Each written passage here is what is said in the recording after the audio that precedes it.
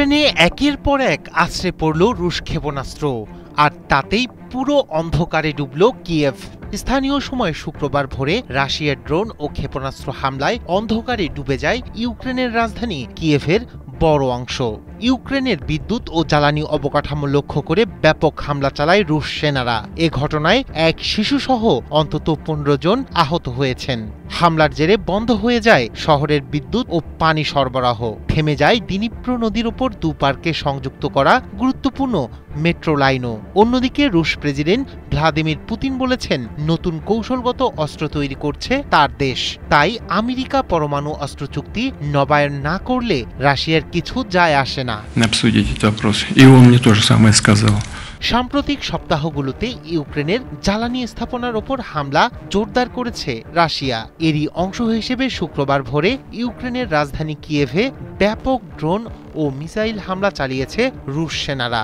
এই হামলায় রাজধানী শহরের বিদ্যুৎ ও পানির সরবরাহ বিচ্ছিন্ন হয়ে গেছে বলে জানিয়েছে দেশটির বিমান বাহিনী। কিয়েভের মেয়র ভিটালি ক্লিটসকো বলেছেন, রাশিয়ার হামলায় বেশ কয়েকজন আহত হয়েছেন। তাদের মধ্যে 5 জনকে হাসপাতালে ভর্তি করা হয়। শহরের মধ্য দিয়ে প্রবাহিত দিনিপ্র নদীর পূর্ব তীরের জেলাগুলোতে বিদ্যুৎ বিভ্রাট এবং পানি সরবরাহ ব্যাহত হচ্ছে। ইউক্রেনের সংবাদ মাধ্যম কিয়েভ পোস্ট বলছে, শীতের মাসগুলোকে সামনে রেখে ইউক্রেনের জ্বালানি অবকাঠামো লক্ষ্য করে বিমান হামলা জোরদার করেছে রুশ বাহিনী। ক্ষয়ক্ষতির পরিমাণ কমাতে বিশেষজ্ঞরা প্রয়োজনীয় সব ব্যবস্থা নিচ্ছেন বলে জানান ইউক্রেনের জ্বালানি মন্ত্রী সিতলান গ্রিনচুক। এমন পরিস্থিতিতে দিশেহারা ইউক্রেনের প্রেসিডেন্ট ভ্লাদিমির জেলেনস্কি পশ্চিমা মিত্রদের আহ্বান জানিয়ে তিনি বলেন, এখন শুধু সমর্থন নয়, প্রয়োজন কার্যকারী পদক্ষেপ। আকাশ প্রতিরক্ষা ব্যবস্থা ও কঠোর নিষেধাজ্ঞা জরুরি হয়ে পড়েছে বলেও জানান তিনি। অন্যদিকে কোনোভাবেই ঠেকানো যাচ্ছে না পুতিনের জয়রথ। ট্রাম্পকে নাকে দড়ি দিয়ে ঘুরিয়ে অপ্রতিরোধ্য গতিতে এগিয়ে যাচ্ছে রুশ প্রেসিডেন্ট।